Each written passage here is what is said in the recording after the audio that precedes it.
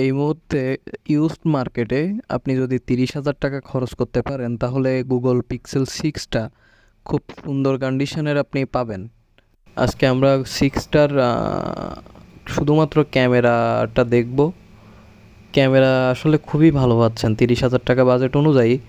যে নতুন ফোনগুলো পাবেন আপনি 30,000 টাকার ভিতরে, সেক্ষেত্রে 6 যদি আপনি ইউজড কেনেন তাহলে আপনি তার থেকে ভালো ক্যামেরা 30,000 টাকা বাজেটের নতুন ফোন অনুযায়ী তার থেকে ভালো ক্যামেরা পাবেন আশা করা যায়।